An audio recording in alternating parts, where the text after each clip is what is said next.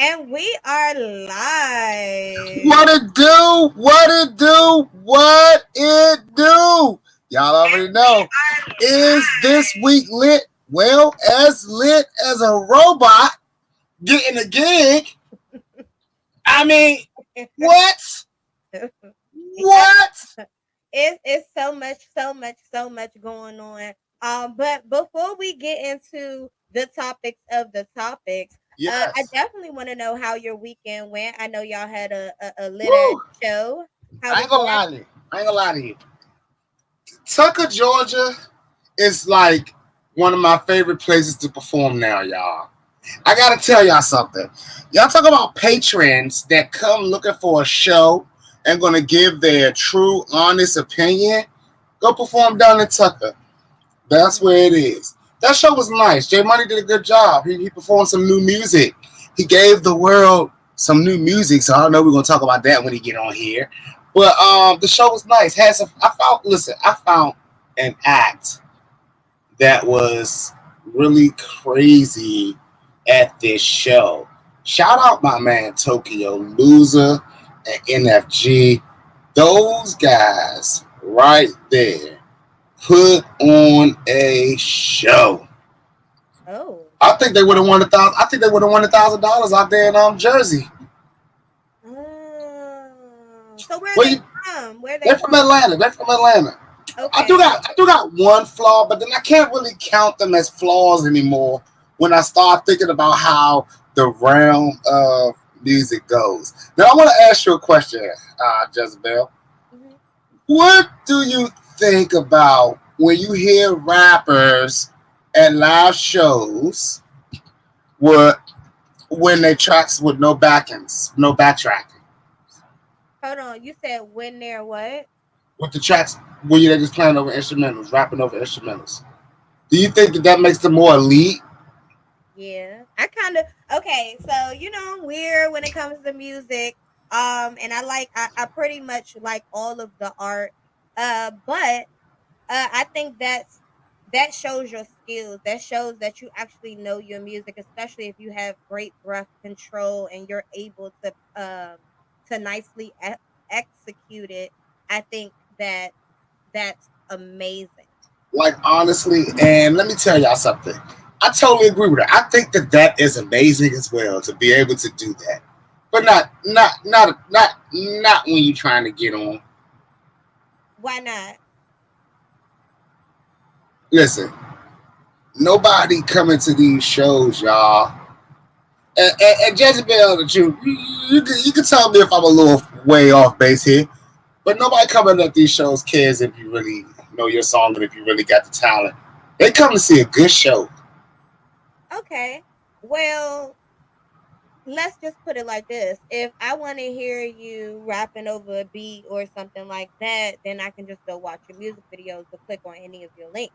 Now, if I come out to a show Which and works. I've already done that, and I get there and I'm expecting you to perform one of your songs that I've already seen or whatever, and you come out and it's an instrumental and you really start rapping, that shows to me that shows talent because given that means that you can if you really do a good job, that means that you could really rap or sing or whatever your genre is, Yeah, meaning I could put any beat behind you and that talent still stays there. Like correct. some people, are used to a certain type of thing, and if you remove that, they get stuck. A artist that can just go over an instrumental, and has great breath control, you kind of feel like they're more flexible. You can do more things. I agree. I agree, but I think that what artists got to understand is what the people fall in love with in your music. Mhm. And if you can't provide that, then you have to give them that what they were looking for. I mean, like put it like this: if you do find an artist's video on YouTube and you love that record, you fall in love with all the elements of that record from the beat Mhm. to the lyrics, all the way down to the ad libs, all the way down to the ad libs. So what happens when y'all come into a show and you don't give us all of that? The person, the people that fell in love with your whole package, they're not getting it. And the people that don't know who you are never going to understand why the people in there what they vibing with. I always say it's about the show. How can you make the show great? How can you provide how can you provide the same experience all way round? I tell artists all the time, if you don't have control of the sound, man, bring your record, man. Bring your record. Let me tell y'all what happened at this show. The sound man was not a sound man. He was just a DJ. But it was a great learning tool. I watched artists. Well, I had about 5 artists perform, but you watched the ones that were seasoned, and you could tell the ones that were kind of like fresh. Any type of malfunction, oh man, artists do not be ready for that. You see Lil Durk get his face blown off almost Yeah. Yeah, I feel like he handled that well to keep performing. like a He did a G. good job. He handled that joint like a boss. Mhm. And then now they said speculations possibly may lose vision in his eye for a while. So he's going to be sitting down for performing for a while. But these are things that I think a lot of artists, when y'all think about performing and think about getting in the shows, y'all don't prepare for worst case scenarios. Y'all just got to start preparing for that. Mike's was going out. It was like, yikes. And I'm not going to lie to you. Like, I watch a lot of artists and I study what the sound is prior to me going up. I think that's why a lot of artists don't like going first. So my question is, was there an artist that rapped over an instrumental? Oh, there are several artists that rap over just instrumentals. J Money is one of those artists that just raps over instrumentals. Mm, You okay. know, what's interesting is I don't I have a band. When I have my band, I rap with just my band and Mhm, a backtrack, which is just an instrumental. Obviously, we're not using vocals when I use my band. mhm, Um, when I do like churches, when I perform in churches or community centers, I usually don't have my band, my vocals because I have a sound man, right? mhm. We have a sound man. But when I talk about clubs and y'all want the vibe, artists, why aren't we getting the same vibe as the music that the DJ playing? If you're not performing records like the DJ's playing, are you in the wrong venue? Possibly. Is it the wrong DJ for your show? Mhm. Possibly. All these things play a factor into making everything go right. You know what made the show really go right? I went to the DJ and I asked him about a certain list of artists that he had. You know what I'm saying? Because I had already knew the 4 artists' music that we had, so I asked the DJ to play those style of music. So before the show actually started, when people got on stage, there were actually people walking up to me like, "Oh, I thought that was Juice World performing," or well, not thought that was. He reminded me of Juice World when he performed, or he reminded me of Future when he performed, or he reminded me of Lil Baby. You know what I'm saying? Like they are walking around, and now they feel like, "Oh, the club was never stopped. The night was never stopped. It was just a vibe." It's pretty cool. But a lot of artists are not playing into their strengths. Mm. Do you think the artists shouldn't do shows unless they control the narrative? Uh, it depends on what level where the artist is. Um, Hmm. the level that they're on. If you're just starting off, then of course you can go and perform at venues where you're just really just trying to get heard. However, when you're a more seasoned independent artist, I feel like you should try to throw shows in which you can control the narrative and the outcome as much as possible. And yeah, and I tell even those artists that's up and coming, take a chance on some of the up and coming venues. You know what I'm saying? Mhm. A lot of them won't try. Like I'd rather me start with I'd rather scour the streets of where I'm from, look at all the clubs that ain't getting no business, and ask them for a night. Mm. Even if I bring my 5 homies in that joint on one Monday night, my 10 homies turn into 15 homies, turn into 20 homies. That's still like, all right, bet. I've seen a lot of people do a lot of things on the um, attempts to come up and do their own thing. But what are we really? What are we really? Why aren't artists more so inclined to do their own shows? I spoke to an artist this weekend, and this artist had his ass cap set up, has money. Obviously, he makes a decent living, and he doesn't work a 9 to 5. He's just an artist. So I asked him. I said, "Well, what's going on and how's everything looking?" And he said, "Well, I was just about ready to retire from music because I was investing hundreds of thousands of dollars and not seeing anything back." And I'm not gonna lie to y'all, I believe him. Mm-mm. He proceeded to open up his ass cap for me and let me see what his ass cap was looking like. He only had 2 of his records registered. And how many records did he have in total? He has about 7 or 8 singles out right now and about two albums maybe. But Real he good. but he only registered two of them. He only registered 2 singles. Now, is there any logical reason as to why an artist wouldn't register all of their music? A lot of artists believe that you should not register your music unless your music is picked up somewhere. I asked him, I said, "Why'd you only register these 2 songs?" He said, "These just playing on the radio." I said, "Interesting. But what happens if they pick up these other 7?" "Oh, I'm gonna register them." I said, "But you won't get no credit because it'll be a late registration for another time." He was completely mind blown. We spent about an hour on the phone getting his ass cap straight, getting his publishing side straight, getting them all squared away, teaching them, some things and telling them some things. And by the end of that conversation, not only was he not thinking about retiring anymore, but now we got an album coming, right? So I think about like if artists don't have the knowledge, or if it's truly the lack of knowledge as to why artists are not really thriving, then whose fault is it? I asked this question, right? Mm. Who do artists owe it to upon trying to be successful? Do they owe it to themselves? Do they owe it to the fan base, the listeners? Do they owe it to the business, the music business? Right?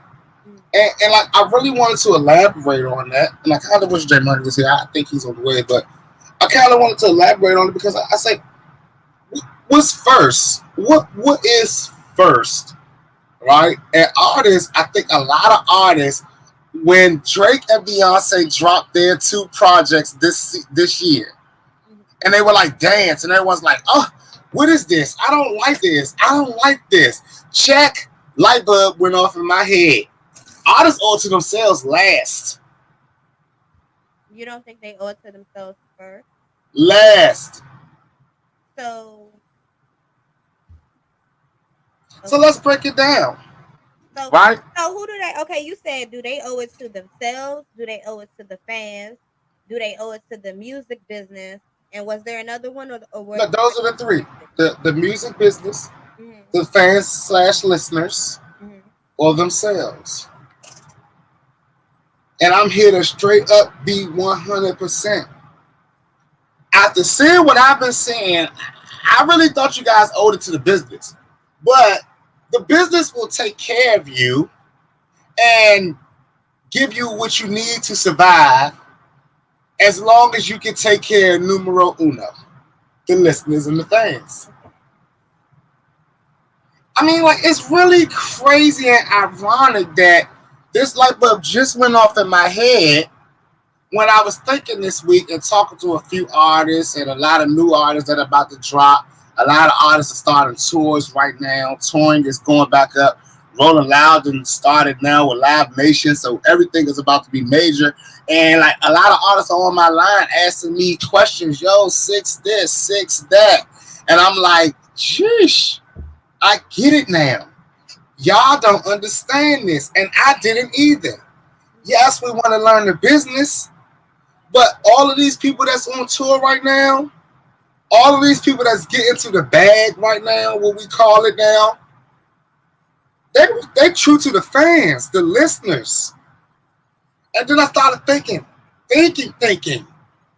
was it always like this?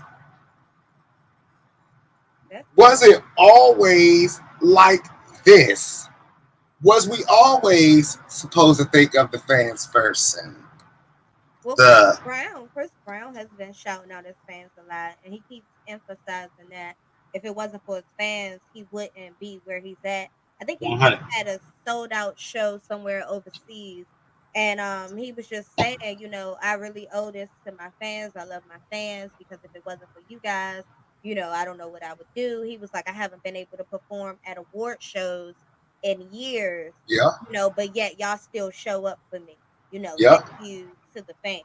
So, Remember, like he was like banned for like 5 or 6 years from even going to one, but he kept on. Someone had to keep accepting the award in his name.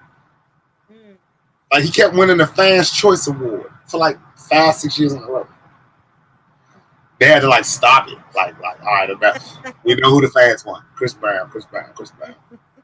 They ended up letting the dude do Michael Jackson do shit. You know what I'm saying? It's like mm, that's the type of world that we're in now. I'm sitting here like mind blown because someone said to me, "Well, I wonder how these new streaming artists would suffice." Right? This is the word they use. Would suffice in an album selling world. Oh, Do you have an argument on that? Did y'all have an argument on that? Because y'all know I went in. Y'all know I went in. wait, say it again. mhm. Would these streaming artists survive in a album selling world like Eminem's and Jay-Z's, which y'all gotta stop calling Eminem and Jay-Z album selling era artists, all right? They sold in that era, but they also part of this era too, just as much as Lil Uzi, NBA Youngboy, or anybody else, Drake. All of them are part of the streaming era. But let's just touch that. I think Like, I think Will they survive? I think they would. yeah, because all these people have done the first. And J Money, I'm gonna fill you in, but all these people have done the first. They Oh, no, have I've been tapped. listening. Okay, they have tapped into what the fans, what the listeners want, Mm, and the I think that's businesses take important. care of them. There's a lot of people that I think the word that y'all are more subjected to hearing is creative control. Yeah. mhm. A lot of artists like, oh, I don't want to dress like that. I don't want to sound like that. I ain't gonna be using no auto tune. I ain't gonna be melodic. I ain't gonna start singing. I ain't about to rap about this.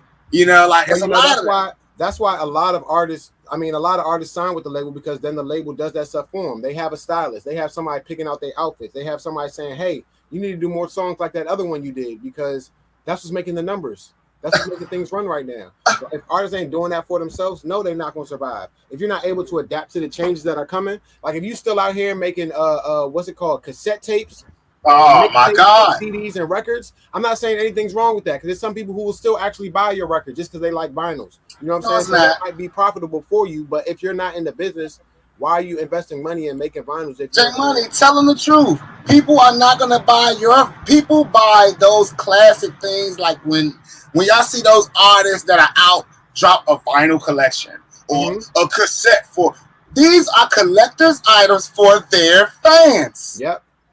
And I'm sorry, people. If you're trying to get fans, collector's items ain't what you want.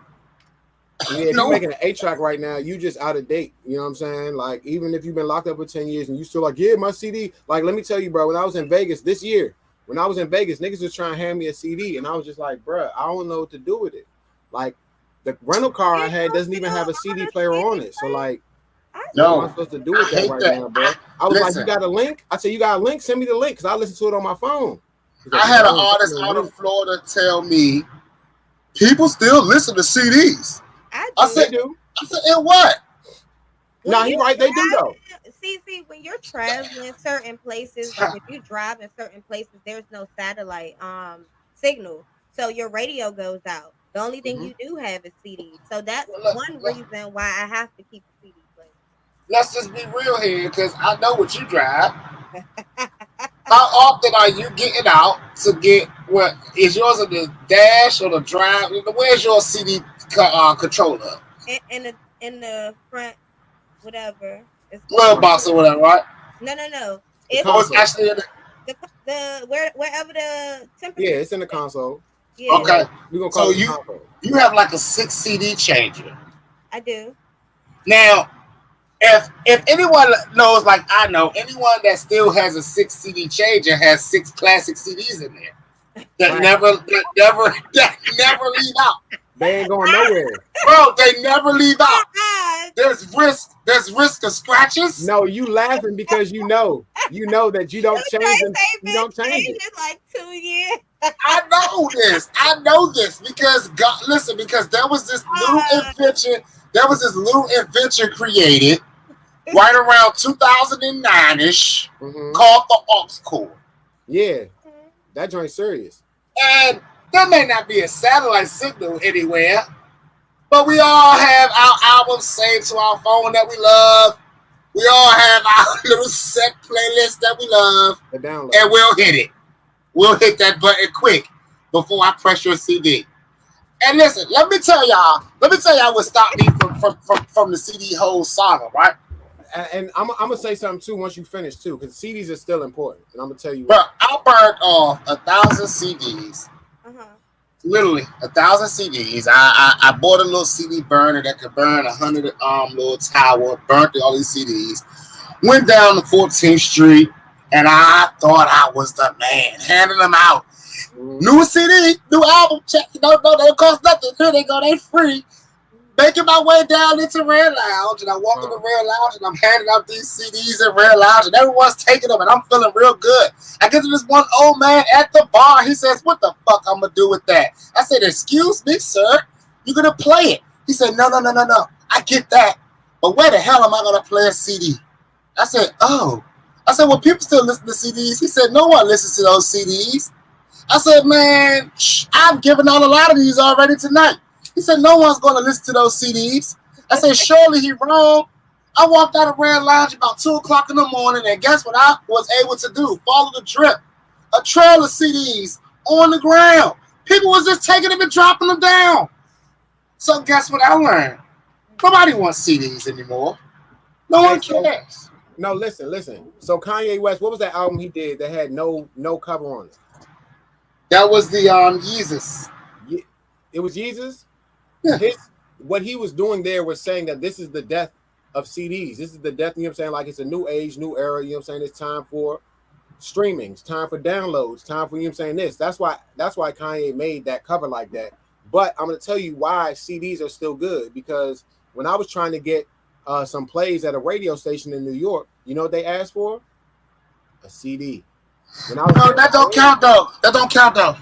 When I was in Miami and they wanted me to perform, and they said, "Oh yeah, do you have a CD? Because if not, it's going to be an extra $25 to get it printed on your playlist. You know what I'm saying? Your set list printed on a CD, so you could play. So CDs do still come in handy for certain situations. But yeah, if your audience is basically on iPhones all day, there's no reason for you to be investing monies in 1,000 CDs when what's that for? Unless you were like, all right, cool, I could sell my CDs in Best Buy or put them somewhere. Why are you buying, you know what I'm saying? Why are you investing in CDs? I feel like if you did have a certain amount of CDs as an independent artist, that's good. If you have 50 to 100, because you know that you're going to go to record labels, or you know you're doing shows in Miami or certain places where they're like, oh yeah, we need a CD, bro. Those are the only times you need it. But outside of that, I think it's harder to survive trying to sell CDs or sell mixtapes. So you know what I'm saying? That's why the age has changed. And what you just did was made a perfect point for why I say number two, and what you have to take care of after those fans is the music business. That's what is second. Mm. Because that's like the technical stuff. Yeah. Yeah. The people behind the scenes that are controlling stuff. I'm not trying to be funny, but they're old.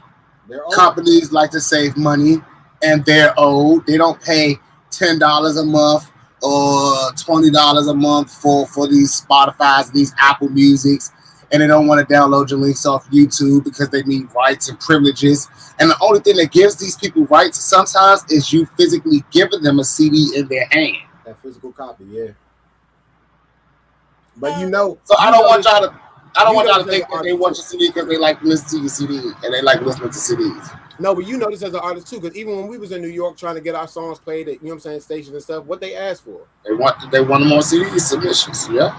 So that's what those are for. You know what I'm saying? I'm not saying there's anything. And like to be crazy is like the radio stations ask you for these CDs, right? Right. To put it into this big computer when they get it, to sit in the room and let everybody hear while you sit there and be like, yeah. And as soon as that meeting is over, they say, yeah, email me this record, email me that record, and email me that record. They pick the one. You're right. You don't want your CD. That defeats the purpose. So your name is Make Rap Great Again today. What the hell is that for? Listen. I thought rap was already great. I thought it was getting better according to you. It is. No, man. It's what rap was getting better. Then they signed the robot. The robot. Well, I mean, y'all made it easy for them to sign a robot. So this was one of the things actually, you guys, that had me roasting the other day. I didn't even know that it was a rapping robot. Yeah, which is so intrusive, disrespectful in its own right. And like now, listen, we were making fun of all the cashiers that's losing their jobs to the machines and the robots. But y'all lunching. Now this is where I draw the line. This is where you draw the line. This is where I draw the line. Is this? I was able to get on his Instagram earlier. I don't know now. I can't get on there. So that boy got over 10 million followers. Yeah. I don't know. A robot. Listen, is that fair that a robot has a lot of followers or his friends? I mean, the algorithm is a robot's best friend. I don't know. Surely this robot is cheating. I wonder where they pay this robot artificially. What do you mean? He's gonna get paid in Bitcoin. Did you just take a bitch? But we can't see. I actually played his new song "Florida Water" on the radio. This is a picture of him. I can't find the video of him. Where we're going. Yeah, he's not black. He's not white. It's like No. He's something. He's a robot. He's a robot with like a Lil Wayne tattoo in the middle of his forehead and an excess tentacion tattoo across his face. I'm trying to tell y'all.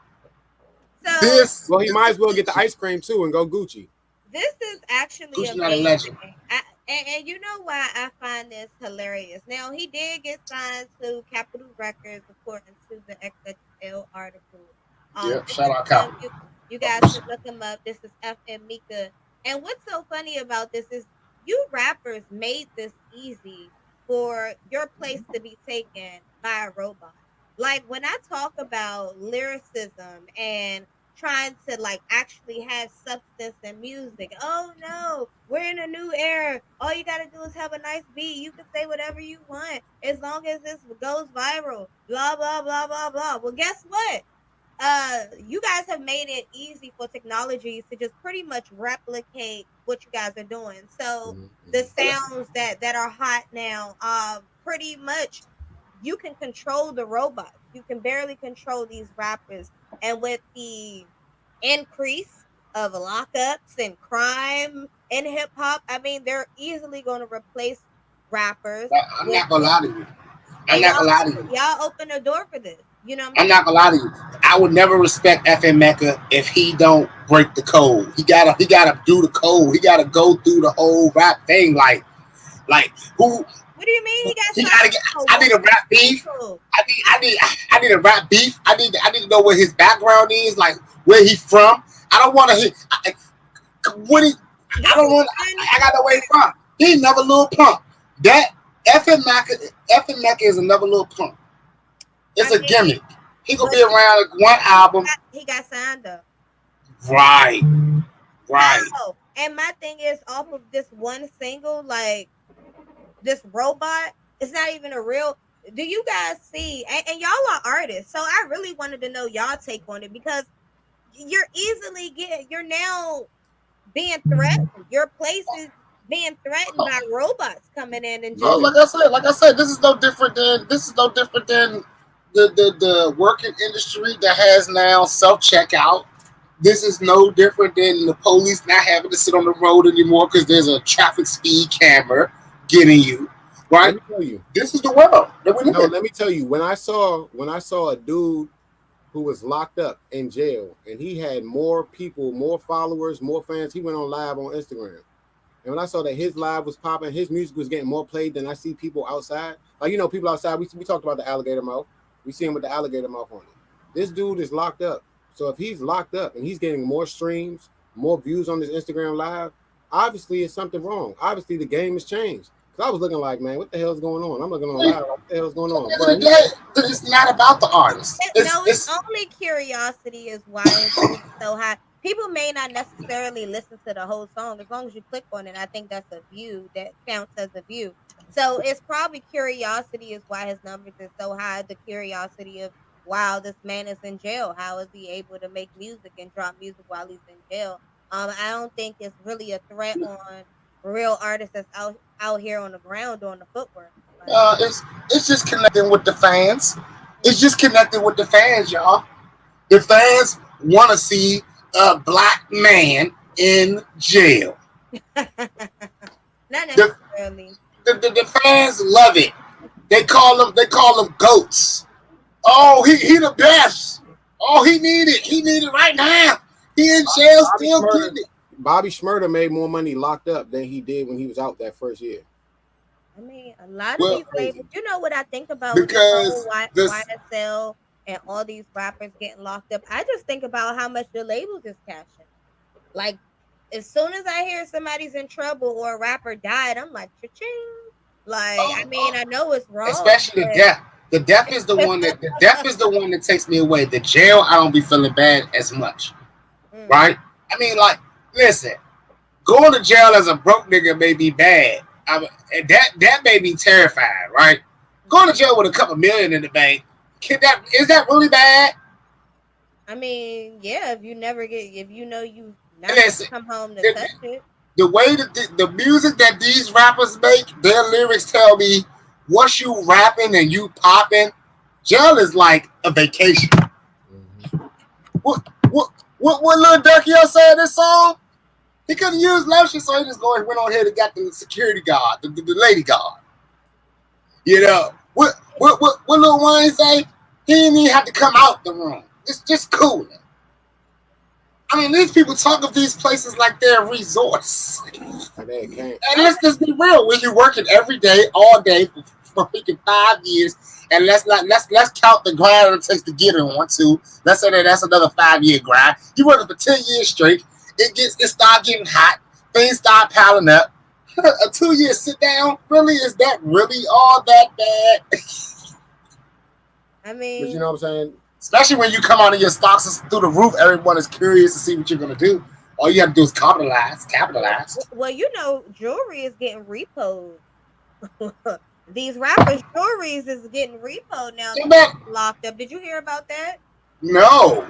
Now Yeah, wait a Some minute. of them make Johnny payments. Some of them make payments on their jewelry, and that's what's happening. and some other people are trying to basically they're suing Young Thug for I guess either the remaining balance or their jewelry back that's not paid for. So While wait. in jail. See what I'm saying? Like, see how they try to throw dirt on your name because America love it. They're gonna try to tell me that Young Thug's jury ain't paid for. It's rental jury. I mean, Well, blow me down. a lot of rappers have rental jewelry because I mean, credit to get you a lot, and Street credit is better than American credit. I tell y'all that right now. I beg to differ, but I'll let you have it. People knowing your name, a face card is way more important than what you got, what that credit bureau can report. Yeah. Because trust and believe me, if that man credit was so good, they wouldn't be on his line talking about they need their chain back. Yeah, And his face card, if his face card was right, they wouldn't definitely be. They know he good. It don't matter if you gone. Like, and the police trying to seize their stuff. So it's kind of like it's just a loss. Like you're not going to pay me the rest of the money. So I'm just going to take this $500,000 loss and this $500,000 loss or $250,000 loss just because your face is good with me. Like, Yeah, thank God my chain paid off. I ain't got to worry about that. Like, absolutely not. So Diddy says R&B is dead. It is dead, y'all. I'm gonna tell y'all, yeah, R&B dead. We need a Lazarus. We need a Lazarus in R&B. I mean, R&B dead. Okay, go ahead, JMoney. I mean, Silk Sonic is doing a thing, and I feel like every music has its crowd because there are people who still like R&B, and if they hear that old school R&B on a new song, they're gonna listen.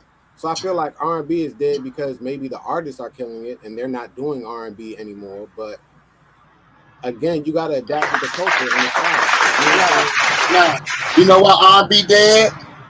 Because guess what, bruh? When it used to be back in the day, it wasn't really called R&B. That was something new brought up like in the later 80s, early 90s. They started like calling it R&B and whatnot. And then guess what? Most of those artists from that era, no disrespect, can't me now, but drugged up, out of work, not doing nothing. And the artists that are R&B artists from our era, the Ray J's and all them, they like to get on verses and look at ass and can't sing and can't hold a note anymore. So what happens when you think about R&B artists showing their style now and aging and growing, and the R&B artists of today's genre, they don't even want to say R&B. They got a word called it's trapping B. Oh, I'm not gonna put it past Chris Brown is still doing it. You know what I'm saying? You still got Jacquees. You still have artists. Chris Brown. Listen, Chris Brown still makes R&B. If you hear how many songs Chris Brown puts out, he still creates R&B. So you know what I'm saying? I can't put it past. Yeah, but Chris Brown ain't gonna let you call him an R&B artist. Chris Brown, Raheem Devine, You didn't do that. Janae Aiko, Jasmine Sullivan. All right, stop. Let me stop you real quick. Right. Jasmine Sullivan, Ari Lennox, and Janae Aiko, they don't classify as R&B. They classify as neo soul. Oh, okay, all right. So if we're breaking it down like that, then yeah, I mean, okay. None of these artists are jumping into R&B. Even the R&B artists that were R&B, that like that we gave R&B because we were young and they sang, right? They're now telling you I'm a pop star. Well, listen, they're doing the right thing. Music. They're doing the right thing. So you look at Beyonce. Look at Beyonce. The style has to change, and as an artist, you have to adapt with the culture. If they coming down, they're like, "Oh yeah, this trap soul," then they're gonna be like, "All right, I'm making trap soul music." You know what I'm saying? This is the new trend of what's going on, and they're like, "Yeah, I'm not gonna call it R&B no more. I'm gonna call it neo soul. I'm gonna call it." But the thing about it was, right? The thing about it was, it wasn't the thing that makes a genre. Well, we gotta make sure people really understand. The thing that makes the genre is not what you're doing.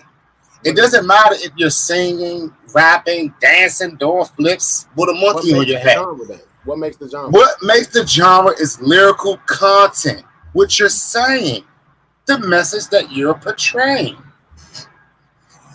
Listen, 50% of it comes from the producer and the beat. Well, it is. But what happens is I'm taking a class on syncing, licensing, and syncing. And the first thing they give you in that class is learning how to get placements. And what you understand is like when someone asks you, if someone hits you up and say, "Yo, we need a song for this movie," they're not gonna come to you and be like, "Yo, we need a rap song," right? They're gonna be like, "We need a boom bop rap song. We need we need a boastful rap song. We need a hip hop rap song. We need a trap rap song." You know, so like because so like if they tell you that and you come up there like, "Oh yeah, the sky's blue. Everyone's walking on rainbows. Everyone got that glow." They're gonna look at you like, "Bro, like, what are you talking about, bro? Like, this supposed to be a trap record." You know what I'm saying? Like, it's the content. You're like, "No, I'm rapping." They're like, "Yeah, you rapping, but not about what we want to hear." You feel me? That's what makes the genre that you're in, your content, what you're choosing to say. A lot of these R&B artists are choosing to talk the same talk that they talk in rap music that gets you classified as a rap artist. Yeah, that's why Lil Nas X, even though he sang his tail off on that Old Town Road song, they still was like, "Bro, you a rapper." He's like, "I'm not a rapper." You know, like, "Nah, bro, you're a rapper, bro. You can talk about horses in the back, you know what I'm saying, steering wheel to match and whatnot, horses and whatnot." You get it? Like, so, bro, like, yes, R&B is dead. No one wants to love anymore. No one wants to even talk about love anymore. Okay, let's just be more specific. No one wants to fall in love anymore. So is Giveon considered R&B? I mean, he is. Brent Fayez? They would be considered R&B to us, but I don't think then. They're still hot. But but see, the thing about it is hot and going number one, like being in the top 10, in the top 5, right? Let's just be blunt. Give a top, let's not even talk about genre. Let's just, off the top of your head, if you have to name 5 top rappers, 5 top artists in the world, or R&B artists, if you had to name your favorite artist in the world, you know, like the top artist in the world, that's not your favorite, just by numbers and by stats and by sales and by shows and by selling out. What are we looking at? Where's the R&B artist going to place at? Where are we going to name them? Where are we going to put them at on the ticket when we talk about the top 100s are performing today? Which one of them is going to be an R&B artist? Number 80 maybe? And then you're going to have to go from 80 to, again, the 99th spot, maybe an R&B artist. And I'm talking about by classification. We're not talking about these new school artists, any artists that drop. First of all, you know when Giveon failed, when he missed that note on that stage live. We're not going to rewind. Today's a new day. When you hear, today's a new day. When he did that, we don't remember. It was over. We don't remember. Well, The Weeknd is an R&B artist, isn't he? Weeknd is a pop artist. Nah, they can't have him. Nah, like he already did it when he started doing disco and all that stuff mixed, and when his albums wasn't never just one. Frank Ocean is R&B. If y'all want one, there y'all go. Y'all can have Frank Ocean. Where is he now?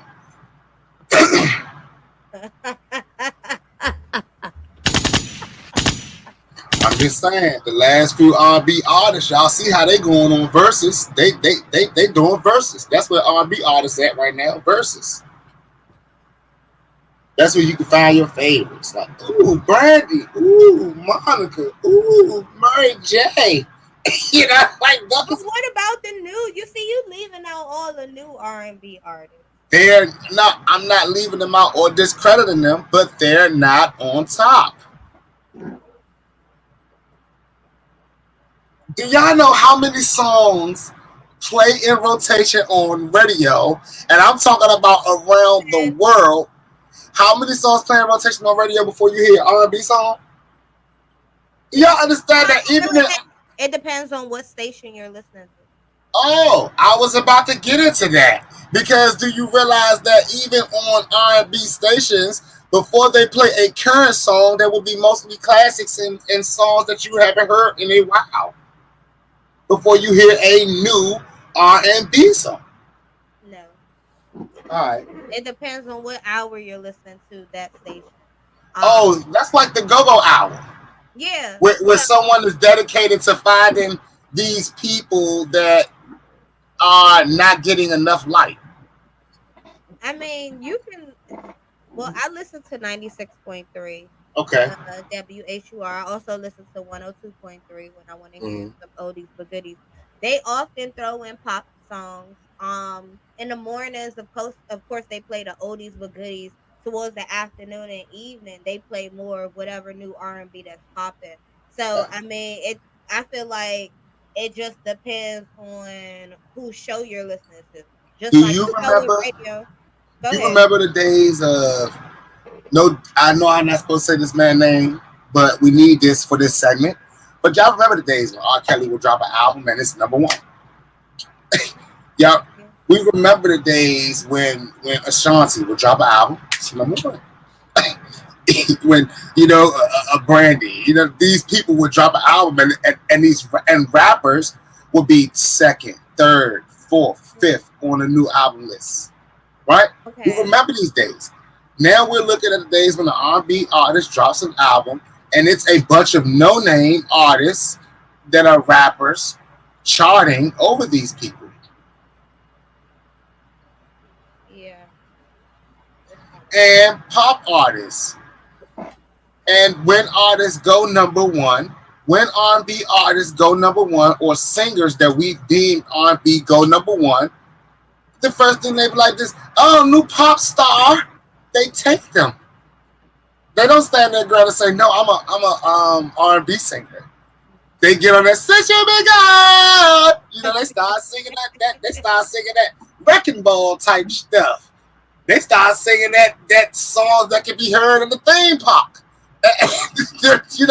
Them songs that play at the front of movies and at the end of movies and through credits and stuff. They no longer playing.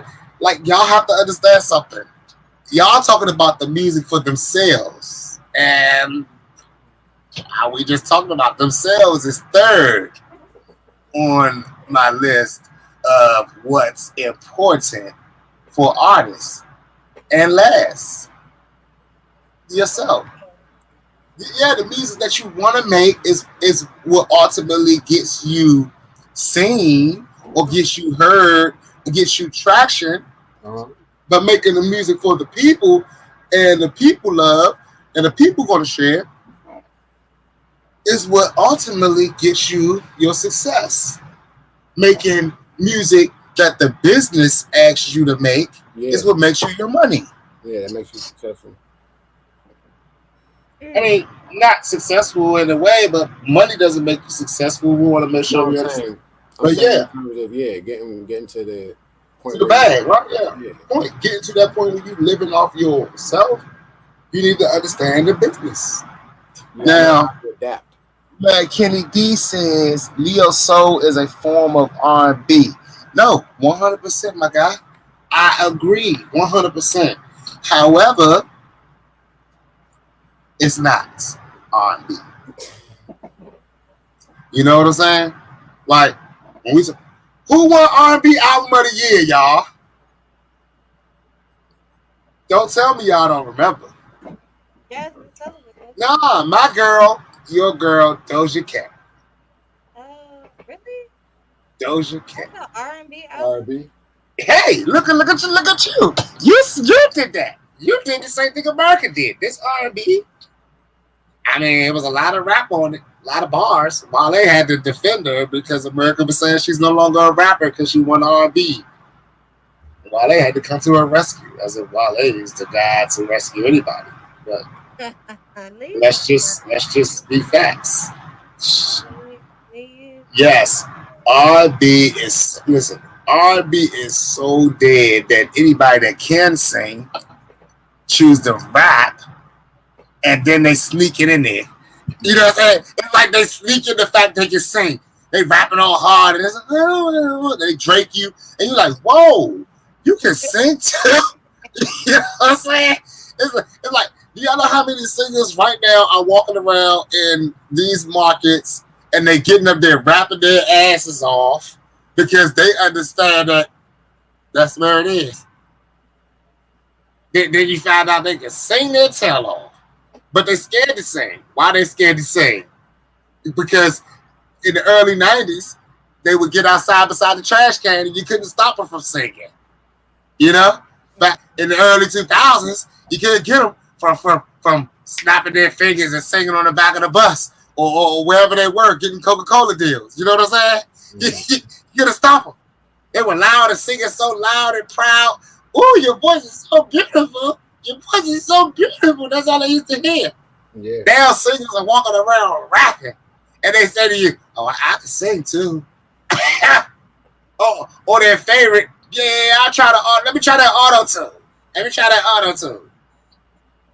I mean, seeing as how that most of the industry is now being taken over by women because they understand that, all right, I got to pay this man, pay that man without asking no questions. A lot of you men think, I can do it myself. I don't need nobody else. Well, okay, Superman. Don't worry, that's why the industry is overrun by women. Because they're making people rich. While you, Mr. I can do it myself, is lining your own pockets. And no one is going to stand by for that. You know what I just realized today? Go ahead. Cardi B only dropped one album. You were today years old when you realized that? Yes. Cardi B is the female GOAT. She dropping singles. Mm-hmm. She dropped collaborations. I see that. Singles. She is the female GOAT, young. Now, Y'all understand? Listen, let me tell you. Let me go to the magnitude of how great that she is. She's the first female to make a dude leave his group and join her. I was just talking about that the other day. My cousin was like, she was like, why do you think Offset left Migos? I was like, I mean, because he's with the bag one, and on top of that, he probably gets paid more, for a When he feature with by Cardi. himself, yeah, or for a feature by himself, as he would if it was all three of them featuring on the song. He probably gets paid more to get up there and perform Clout, that song with Cardi, than he does to perform any Migos song. Yeah. Cardi's out. Let's just be real. She has changed the scale of music. I mean, like it's like, hey, go look at that strip club and see if you hear somebody in the bathroom rapping real quick before we sign the next person.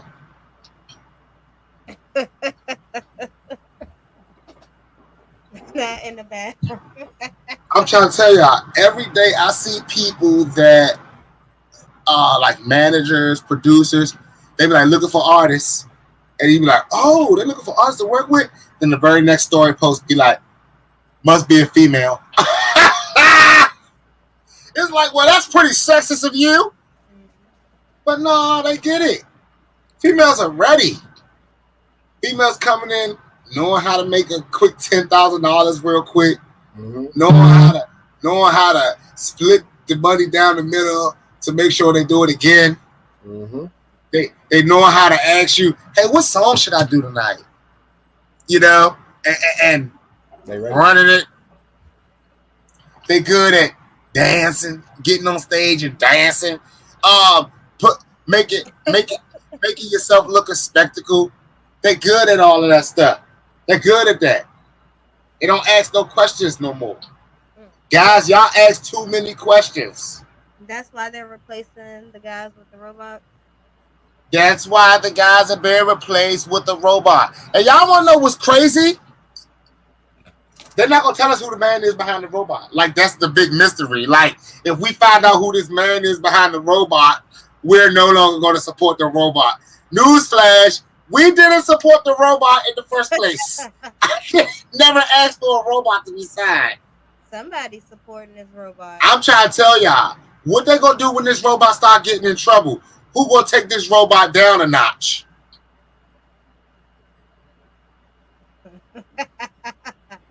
I mean, How could the robot get in trouble if they're controlling it? True. I mean, look, listen. I mean, who was he running with? Somebody, listen. Whoever he running with, something. There's got to be something that this robot has to do. Because listen, when I went to meet with the label, the first question they asked me was, "Who am I beefing with? Have I been in any things like anything that can make a story?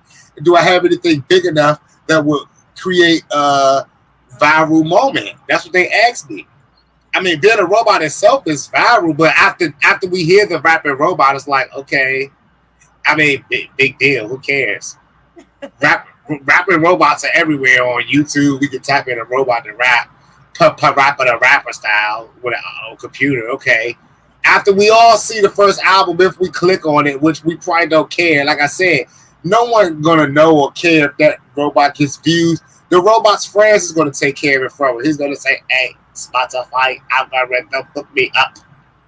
Hey, Apple Music, hook me up. Billboard charting system, I got you." Someone's going to control that too. Obviously, another robot is going to work for a robot. Surely humans are not going to work for this robot.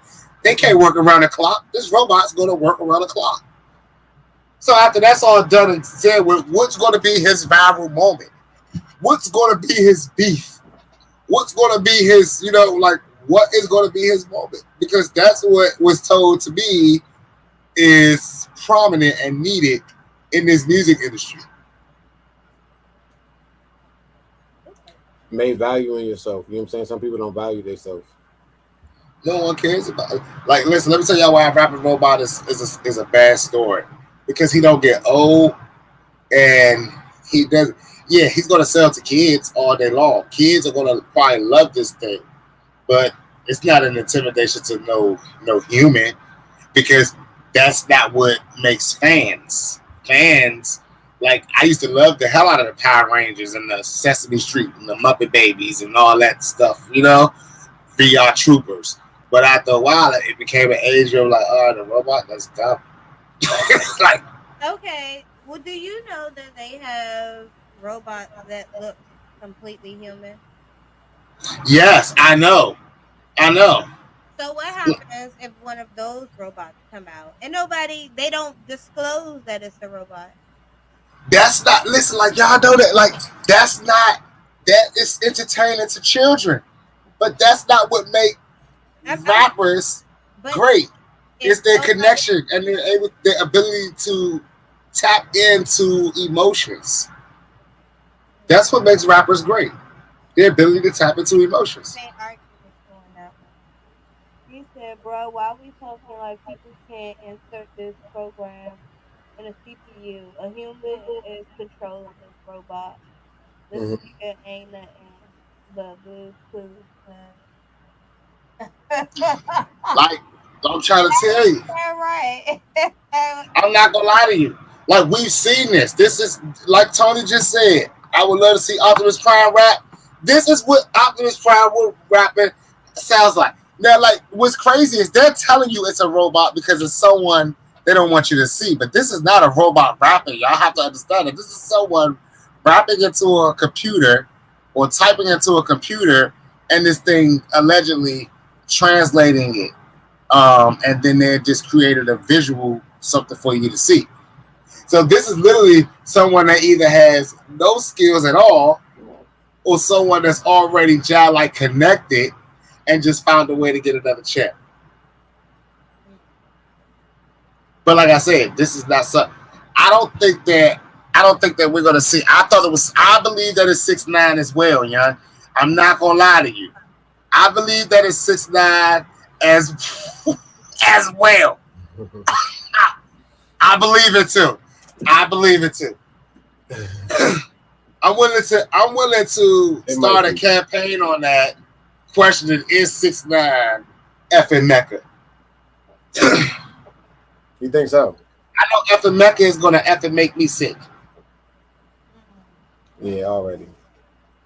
But if in the near future they do start, like, I would like to be transferred. They could transfer my consciousness into a robot, and I would be one of those performing robots. However,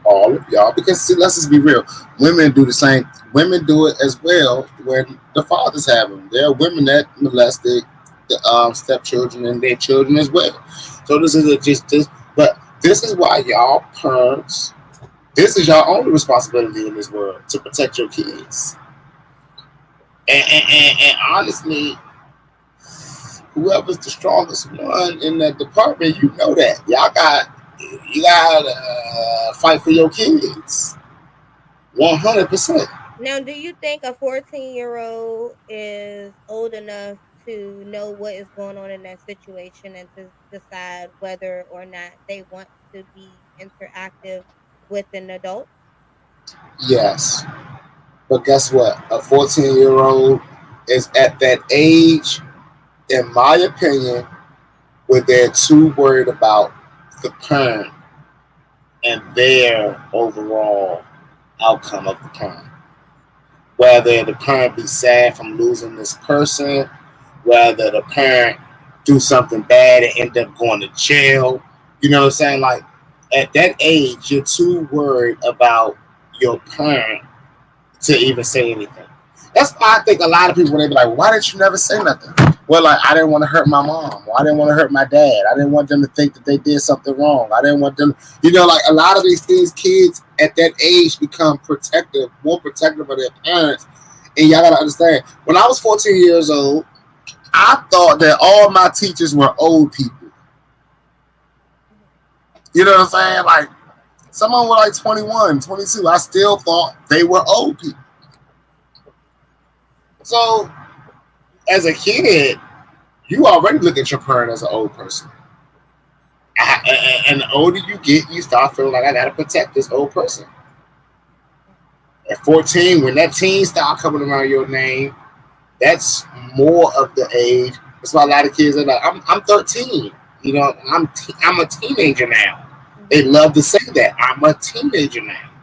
That's why America had to make that term preteen, to let them know you got one more year before you get quite there, before you're ready.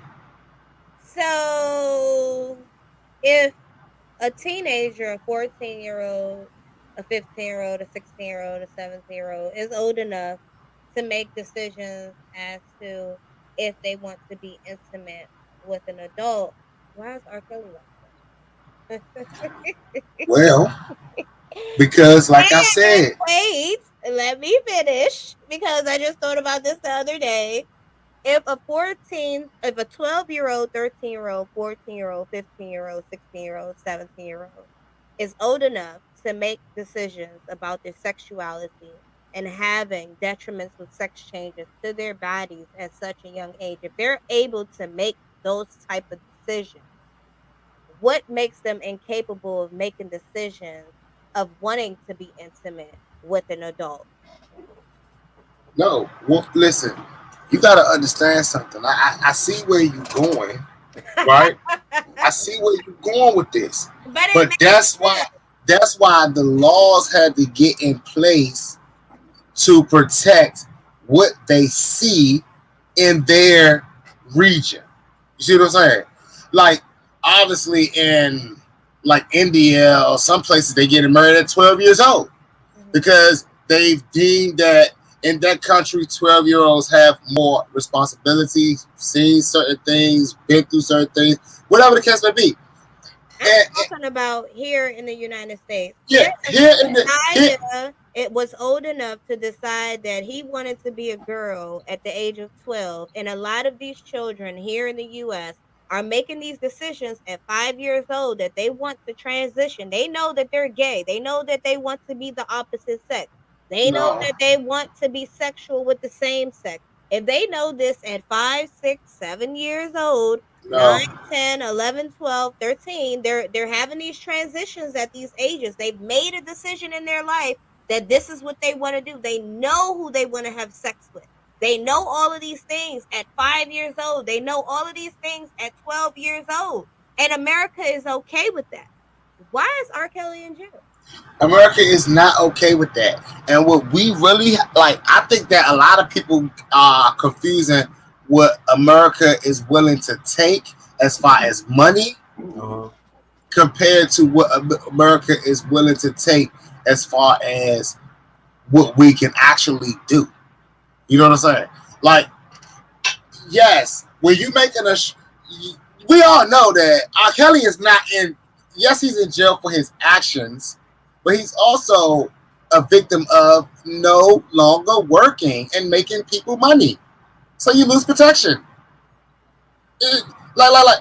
So these laws are put in place because they understand kids do not understand this stuff.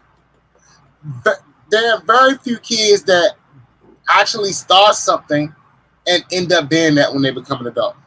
So, do you think this is a money grab? The transition and the medications that they're giving these children to change their sexes at such a young age. Do you think that's all part of a money grab?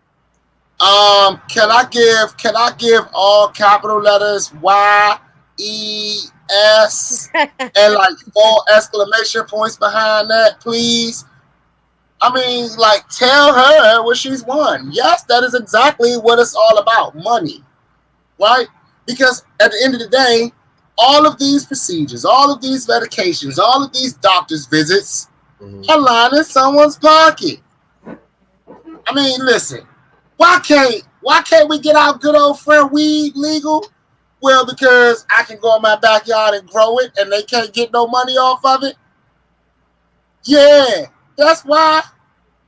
It ain't because it's so good. You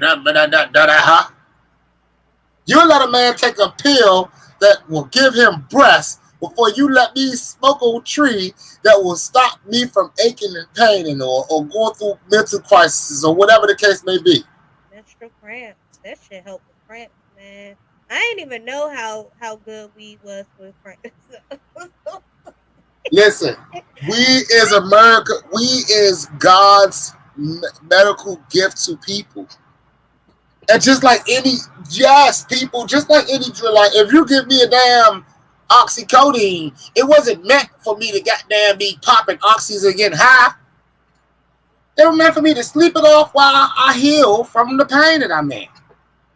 You give me a Percocet to stop the pain. I mean, but yeah, there's somebody that's going to keep popping them like candy to get high off of. But, I mean, let's just be real here, y'all. So we're not just attacking drugs. A person that works all day long is called a workaholic. Oh, he's bad. We're going to ban working from him. Hey, you. If you get caught working, a year in jail. That's it. You workaholic, you. Take off. Right? Because that's how we go through life now. We attach anything that we can't control, that people have control over, and do it in excess as an addiction.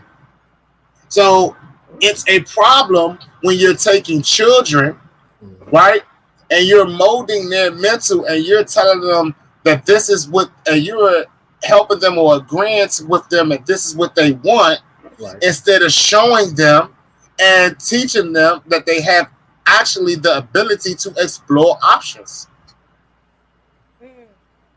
Because a 14-year-old ain't with your 28-year-old ass, 30-year-old ass, because they want to be.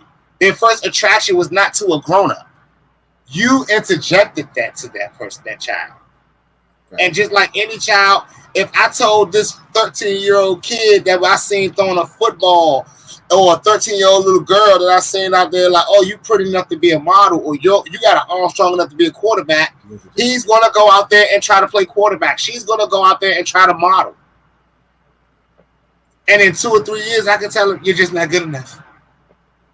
So are you saying that these parents are telling their kids they want to be the opposite sexes, and that's what's encouraging them? No, I'm not. I'm like, the thing is, we have to, in today's world, parents no longer are the impressionable ones. Children are choosing who their impressions are, right? Parents have to want to be impressionable. It's a reason why all my kids and all my kids' friends want to hang with me, right? All my nephews, I'm the cool uncle. I'm the fun uncle, right? It's not just because I got a PlayStation in every room, right? Although that's a big part of it. But it's also when they look at me, they don't see however old I am, right? They see one of them.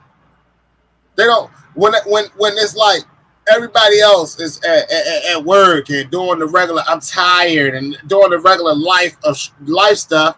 I'm the one still laughing and having fun. I'm off of it. You know, I'm off it, right? So it's like when they look at us like that's what I want to be when I get older. I'm the impressionable one. Until someone else comes through that's cooler than me.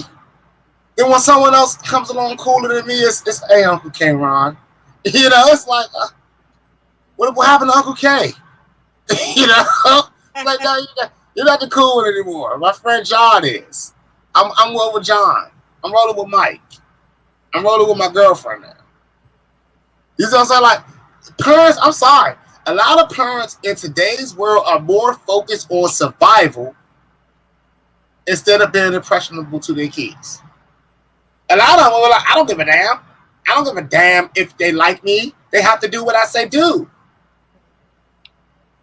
I mean, let's just be quite honest. A lot of them are too close in age to really get the whole idea of being comfortable enough to do what I got to do to afford them. I told y'all the story about when I seen a guy and he was telling me, I said, yeah, what do you do? He said, well, on this season, I got my son baseball. After that, we do soccer. Then we do football. Then we do basketball. And that's all year round. I said, bro, what do you do for a living? He's like, oh, I'm in marketing. I don't do anything but just make sure stores and stuff have all their marketing stuff. I devote it to my kid. But then you talk to a younger guy like in his 20s, right? And he has a kid and he's like, man, I got to get up and go to work in the morning. I got to figure out how to do this. I got to go do that. They blowing me with this. Half of them not with their baby mother. Or, you know, it's just like, oh, if they are with their girl, there is no real correlation of a schedule of how this thing is about to work. They don't understand. It's like, man, this is the one thing that you hear a lot of young people say. When I get this new job, I'm going to be straight. Or when I get on, I'm going to be good. Right. And you know what the sad part about it is? Y'all know who is getting the short end of the stick while we are all saying, when I get on, I'm going to be good? The kids. They're running around looking for people to be impressionable to them.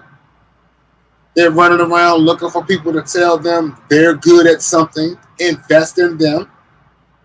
And y'all know it's not y'all fault as parents because y'all don't understand. Y'all are battling America. Mm-hmm. When we was coming up, the person that we got to see making money was Michelle Tanner. You know what I'm saying? It's like, oh, okay, cool. We're all our little white kids. We don't care. But now these kids can flip their phone on a TikTok or Instagram and see a little 12-year-old talking about, oh, yeah, I made $10 million on YouTube. You see what I'm saying? Like, how I could do it was I could dunk like Mike. You know what I'm saying? Like, that's what we could dunk like Mike. I want to dunk like Mike. If I could be like Mike, these kids don't give a damn about playing sports like that no more. These kids play sports and they all talk about my branding, my blog, my shoe deal. Like we never thought of that stuff. So it's like even us as parents now, even me, I look at my kids where I've just learned LLCs and things like that. 2017, 2016, I started learning business etiquettes and stuff like that. My kids already taking that in 7th grade, 8th grade. Yeah. You know, so let me ask y'all a question, right? What is more important? Financial literacy or actual education? They're 2 in 1. So my opinion is education never stops, and you should never stop learning.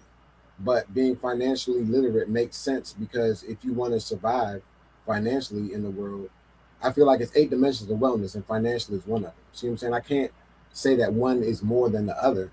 Honestly, I think you should always keep learning. There's never a day where you shouldn't learn something new. But you Shouldn't be a can, day that goes by where you're not always learning. and you I can totally agree. educate yourself to be financially, um, Literally, be right. I totally agree 100%. The problem I have with education is it's not taught on us self glorification education. Mm-hmm. If y'all know what I mean. What do you mean? I mean, like, we're not taught to learn what we want to do to the max. We're forced to learn what they tell us we have to learn to make it. I Okay, mean, I feel like so if sometimes, yeah, it no depends one, on where you're getting your education and what you're getting educated on. You if know you what I'm saying? never had to take math in your life, how would you know how to count? The thing about it is, it's hilarious because counting, knowing how to count, and math does not seem like the same thing to me. But it is. I learned how to count in kindergarten. But it's still I math. didn't learn math until ninth grade, maybe. But counting is a part of math.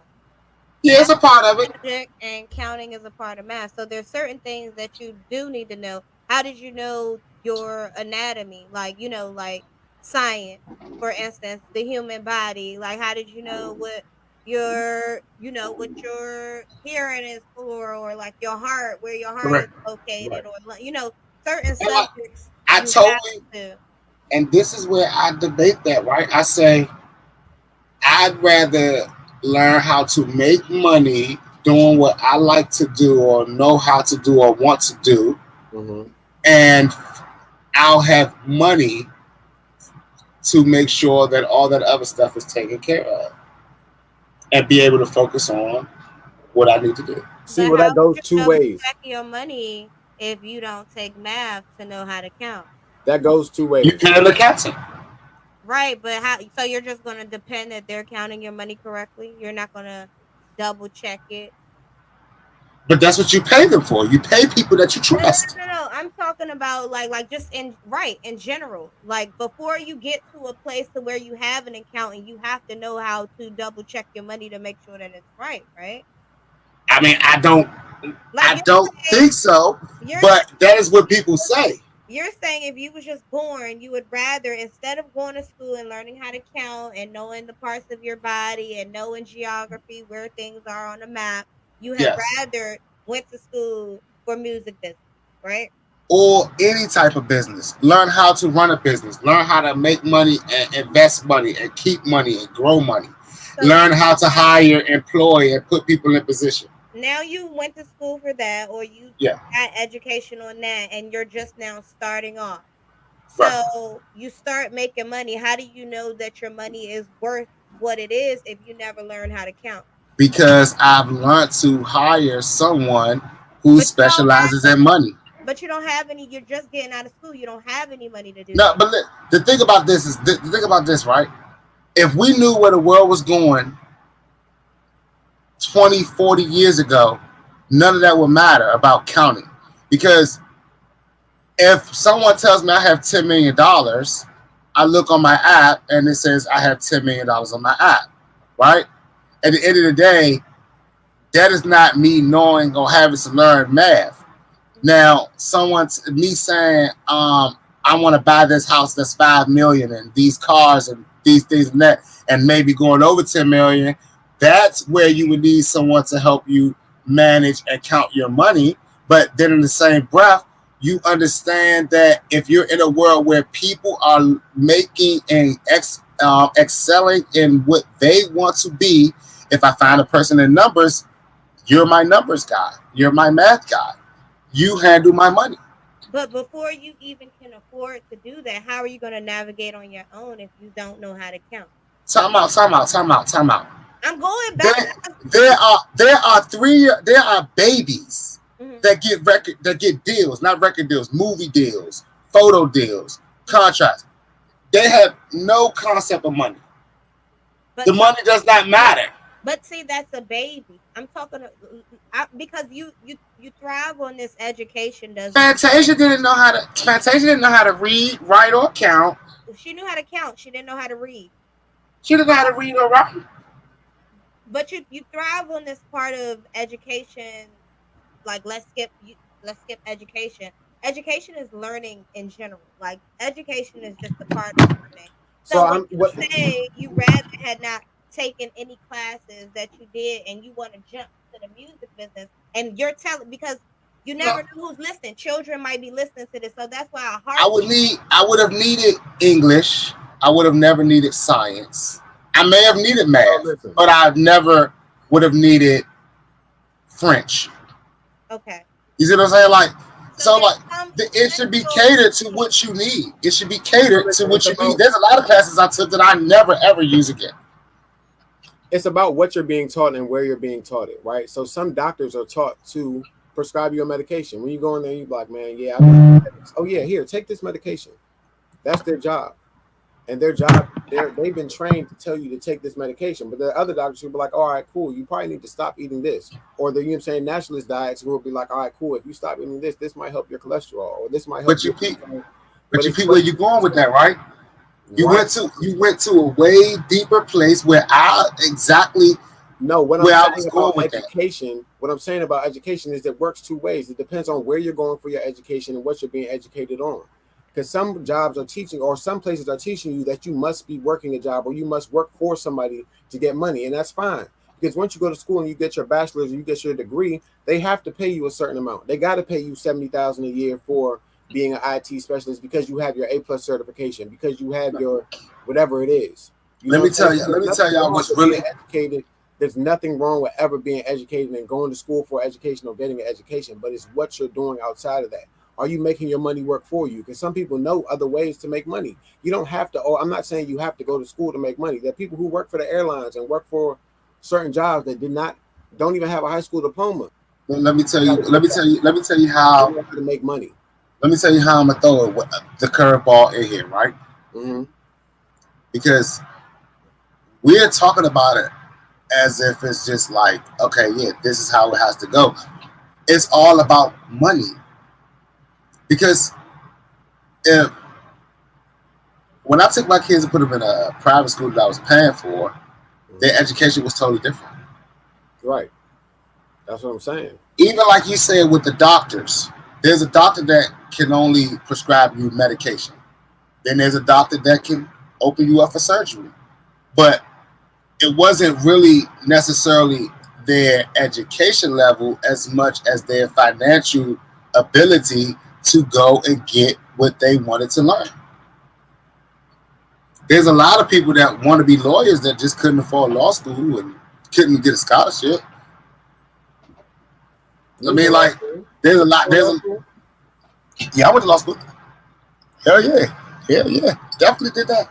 It was cool. I dropped out though. I dropped out on my first semester. I ain't gonna lie to you. It was okay.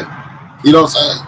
But what I realized is that, like, even if when you watch shows like Power Mm-hmm. and you watch how, Ghost really went through the measures of putting his kids in schools like Show and the other school they went to. You know what I'm saying? When you watch a lot of movies, like I said, the breakdown in movies, you watch a movie like that movie with Principal Carter and Coach Carter and all them stuff like that. Okay. They portray these schools, run down black inner city schools where they kind of like being disciplined and stepped on all day long about how they're gonna do things. Then you watch these shows like Bring It On, and they're walking around the school learning how to run businesses and learn how to build robots, and like y'all, the economy breaks us down based on our financial position. Okay. At the end of the day, your education level is able to be obtained, well, in today's world, based on what you go out there and want to get, but the credentials is based on your financial position, which is not taught to everyone. And there's a reason it's not taught to everyone, because they understand that if everyone knew financial positioning, then who would be poor? Who would be rich? It would be the people that choose it. Mm-hmm. And poor is not a choice. Rich is not a choice.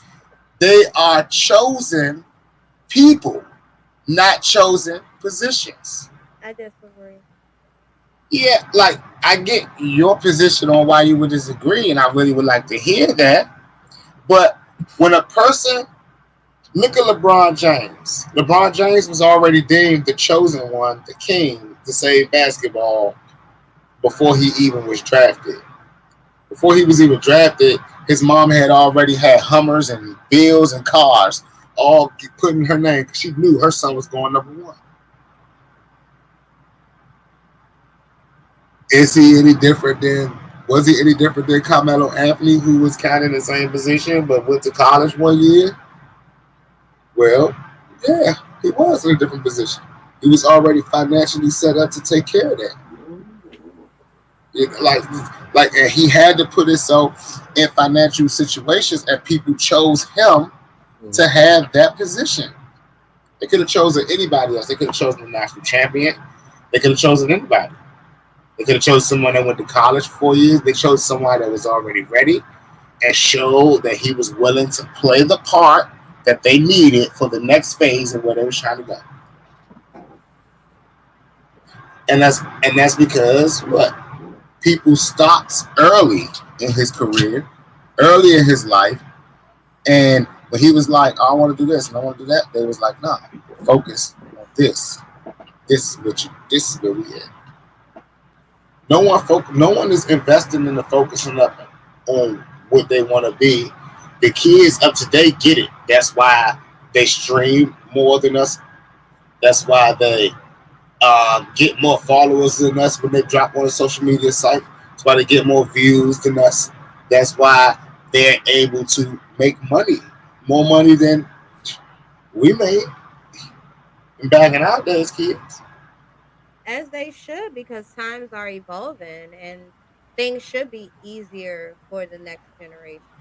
Yes. I mean, but there's still some traditional things that still exist. There's still some traditional ways that still exist, even though you can move around it.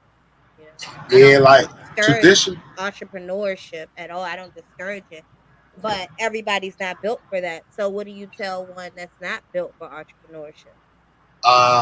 Build yourself What? up. Nah. You can't do that. We can't keep telling people to play out of position. Some people have to understand your job is to work for somebody, man. Some people is. Work for the person you work for what you like to do. There's too many people being told you have to work because you have to survive. And not Everybody can't be told the boss. and they're not told like, bro, like, hey, you like going on the road? Oh, if you like going on the road, be a tour manager, work, be a flight attendant, be, you know what I'm saying? Like work for Look, airline. Come everybody on. can't be the boss. Everybody cannot be the boss. You know what I'm saying? Sometimes it's all right to work for the boss. You know what I'm It's saying? That okay might to just be work your for the position. boss, but it's not okay to work for the boss if you don't like doing it. Mhm. Nah, it's not. I'm trying to tell y'all, like, don't be at no dead end job because you don't have an entrepreneur bone in your body, or you don't have a goal, you don't have a dream. Don't be at your job that you hate. There's something that you like to do. Now I get y'all. Listen, there's a lot of people that be like, "Nah, I make way more money doing this, so I'm gonna do it." You said to yourself the same thing that I said. Financial literacy is very important. I need this money.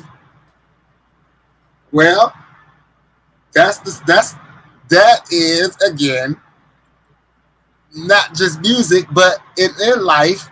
If you have to think about it, you have to think about the fans, the family. If you're a working man, you know what I'm saying. The people that you have to support, the people that look up to you, the people that all that stuff. Then after that, you have to focus on the business to make sure that you can continue to take care of the people that you got taken care of, that you're taking care of, and that's looking up to you. And then you get to eventually sit back and think about yourself. Isn't it amazing that we're in a world where y'all see these video clips where women are like threatening to like break their man's video games, or women are like hating men for playing video games so much. I don't. I mean, I haven't seen any videos. No, those don't I'll pop up send on you my some. For You I'll send you page. some. They be on like TikTok and stuff like that. I'll send you some. They don't pop up on your webpage. My For You page. Is FYP. that is that like OnlyFans or something? No, No, that's like like the they page. don't. That's like For You. Like when you go on your search or your browse or Man, your. type of ratchet stuff. This type of ratchet stuff. But yeah, so like there are now women raging against their men playing video games all day long. Mm. And how do you guys feel about that? I hate it. Why? I mean, women can watch reruns. Women can watch 2 3 hour movies. Women can sit there and get their hair done for hours, makeup done, spas, pedicures, manicures. And listen, I ain't never met a woman who would turn down a spa every day and she could go to a spa and get a massage and all that stuff for an hour or two massage every day. Like, or any type of pampering. Shopping can go for hours. But men, men can't have anything for hours and be good with it unless he's a single man. It's because it's going to be called a problem. A man that goes to the studio too long, he works in the studio too long. A man that plays video games too long, he plays video games too long. A man that works all day long, he works too much. It's like a price to pay. And that is the way of the world right now. That's the mentality that is being put on society. Well, you don't, who is not paying attention to all of this stuff? J Money, how do you feel about it? I mean, I I don't know. I mean, it is what it is. But at the end of the day, I mean, society has changed. That's what I'm saying. The times has changed now. You know what I'm saying? With times changing, you got Yeah, women in control. Women are in full blown control nowadays, my boy. All right, How do you feel about y'all? How do you feel y'all. about y'all running the world like Beyonce said? y'all like y'all being too nice with this. I don't think females should be breaking their man's video games. Okay, Yeah, I'm not that shit. so. under no circumstances except for one. Girls don't like. One Like, all circumstance. right, Can you chime in on this? That can you chime in on it? That the last week's video I said it said girls don't like guys having fun. no, like, listen, it's nothing wrong. Like, all right, it's definitely something wrong with somebody. You know what I'm saying? Like her, whatever, any type of violent act towards somebody just having a good time. Like you're not doing anything but playing a video game. Then if that's stopping you from going outside and doing some violent shit, you know what I'm saying, going doing some other shit. I feel like don't disturb nobody's peace. Like I feel like it's always something wrong with somebody disrupting somebody at their peace. If they're sleeping, leave them the fuck alone. If they playing the video game, leave them the fuck alone. They're not doing nothing to hurt nobody. You know what I'm saying? If they sitting down minding their business, doing something that's constructive, or you know what I'm saying, it might not even have to be constructive. Watching a movie or whatever that is, don't interrupt that for anything. Like I don't see what the point of that is. You know what I'm saying? At all in any type of relationship, that's what a toxic person. Like maybe y'all don't need to be together. Like that's not what the case ever should be in any situation. You know what I'm saying? Like, Toxic is the new thing.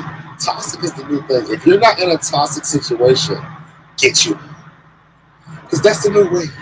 Now, the video game should be broken if he cannot get up from it, meaning during holidays, like kids' football games, important events, appointments you guys are supposed to have. If he's glued to that game and he cannot seem to get up and put anything else before that game, then yes, maybe it needs to disappear. Maybe it needs to have some type of defect to kind of motivate him to do something else. There are some men that will sit in front of the game all day, drop their girlfriend off at work, come back, play the game all day, pick her up from work, sit there, play the game all day. No food cooked, nothing done around the house. The lawn is not then a mowed. conversation. Like nothing is, yeah, Yeah, nothing is that's a locked in like, name right there. That's locked in. yeah, Yeah, but then a conversation needs to happen because if there's nothing else that he could do besides play that video game, that is, you know what I'm saying, like that's a problem. You know but what I'm there's saying? Now I'm gonna tell y'all like look, this. Listen, I so why gotta tell y'all, a man that does that is broken in other ways. There's something else going on with that. But what I don't understand is why guys don't play the game when the female is out, like you said, while she's out pampering herself. or out with the girls or Because then, always like you said, she comes home, and now she's expecting you to cook and clean like she used to not do. not if she's done now that's if she's at work all day, but if she's going out to go get her nails done or get her hair done or go hang out with her girlfriends, why isn't that the time that the man chooses to play the game? That Why should is be a he part gonna of it. play? Why does he turn it on as soon as she's like, "Yeah, babe. So how was your day? Let's talk about something." Then as soon as he hits the, Nah, that's her fault because she should do that before he hits the power button. Once the power button is hit, conversation is over. so I mean, I can understand females' frustration. However, I don't think you should be breaking this. I mean, give him his time. Yeah, She obviously is I ain't gonna lie. I ain't gonna lie, y'all. For like the past 2 months since March, I've been locked in on my game every day, all day. I would be crushed if my shit was to get broken down now. Like, I would be like, babe, what did you just do? I mean, give you time to work to do something else, to put your attention to something else, maybe. For the quick crowd. Nah, I'm just joking. Now, who was it? Diddy said that he likes to get busy to Tory Lane's music. You know what? Diddy gotta be careful because there's some other Diddy news that's going around as well with Orlando Brown saying that Diddy. Now, have you, listen, Diddy need to chill with that some of the stuff that he's been doing. Diddy's weird because Orlando Brown has been exposing everybody, and what he said about Diddy this week. I couldn't understand what it said. He said "Uchi Kuch Wuch," what? Uchi So Kuch. if you recall, he said that Raven Simone gave him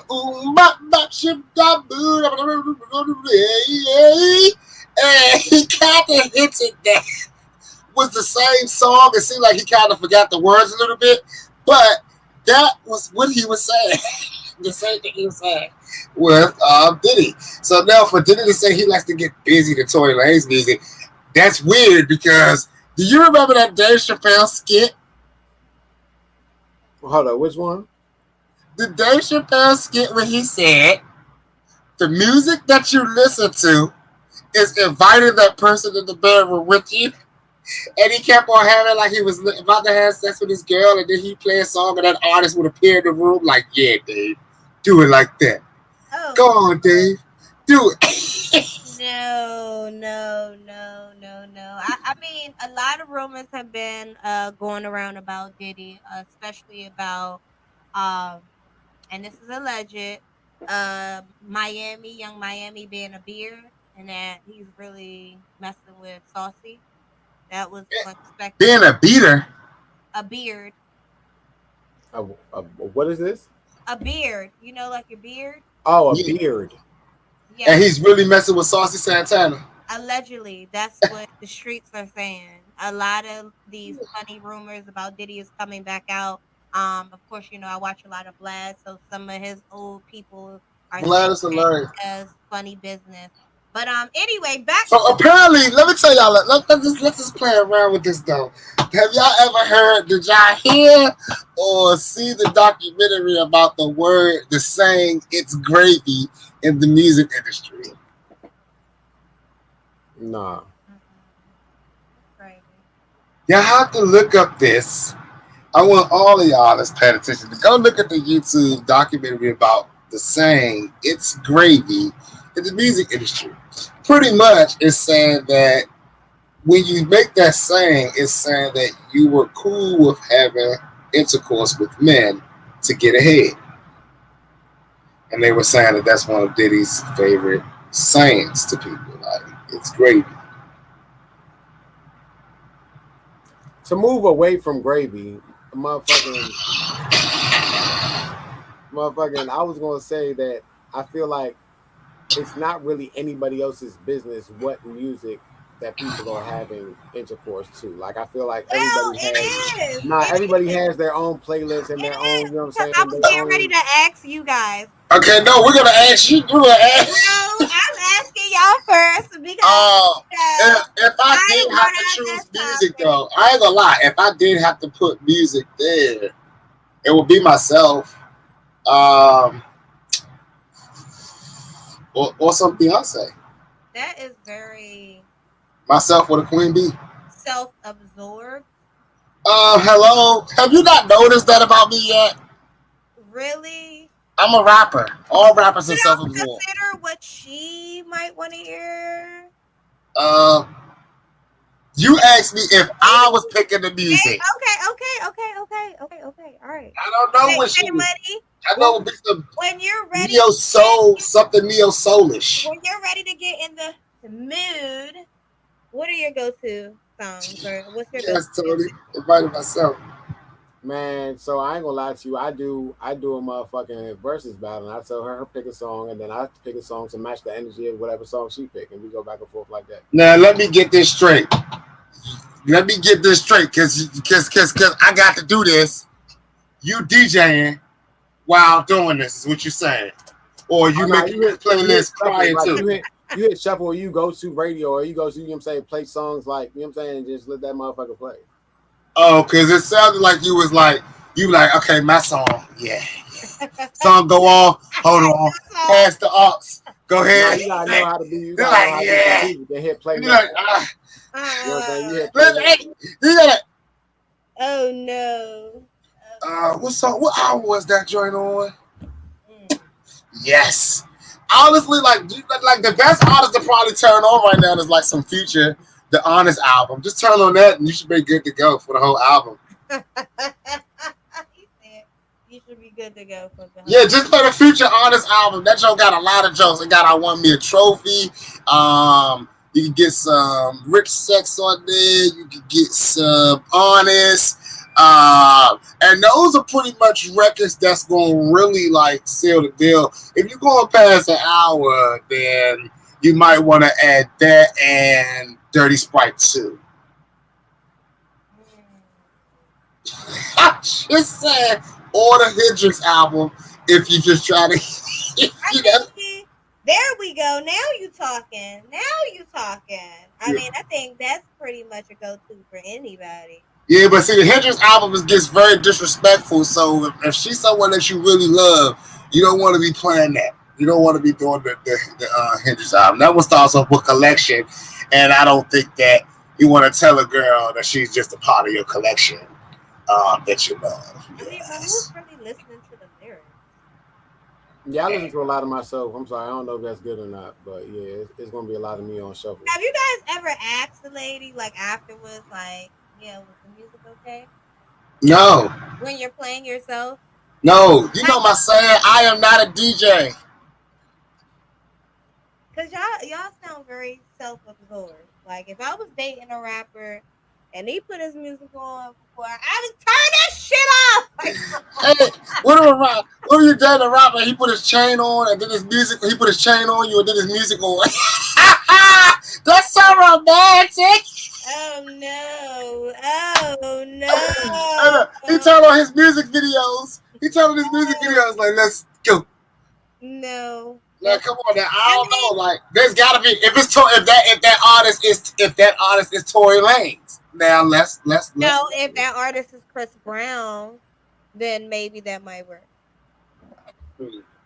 But speaking of chains, Asian dolls chains. Yes, Lord. Now listen, I don't know why Asian doll thought she was above it, but I'm sure glad that she took care of her business like a real rapper should.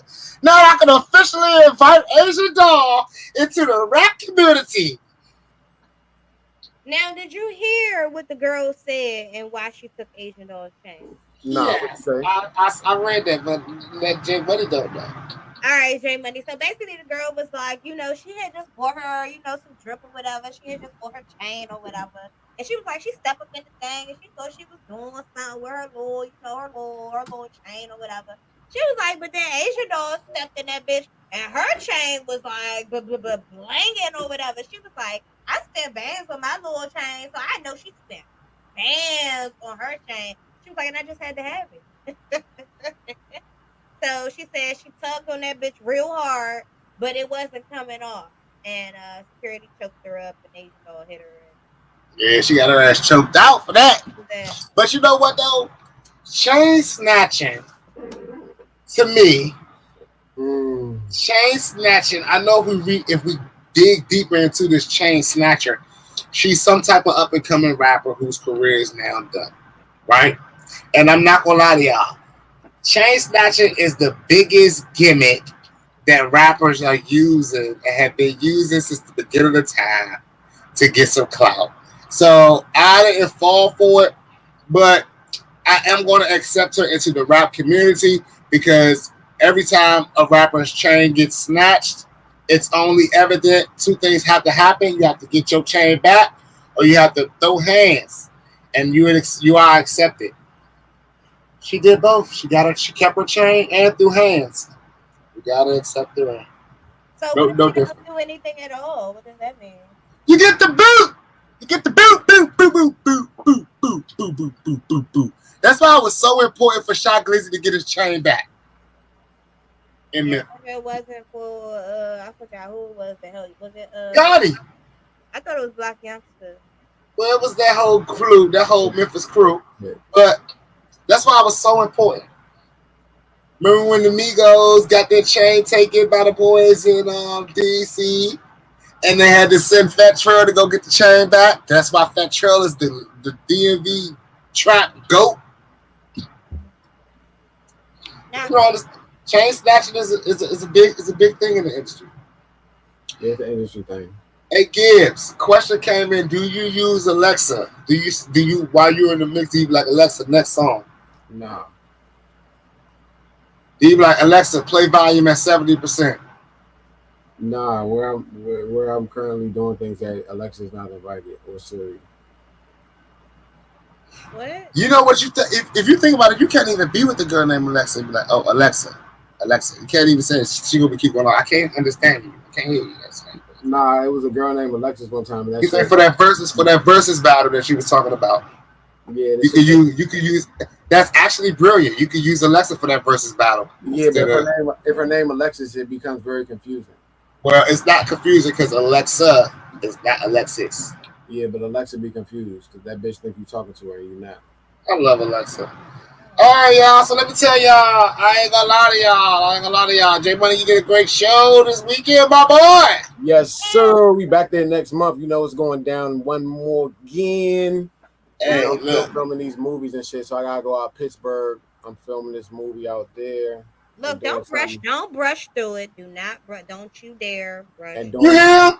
You hear being all ugly? Yeah, brush through it because I understand. Like y'all say, if you wasn't there, you missed out. So ain't nobody got time to recap y'all.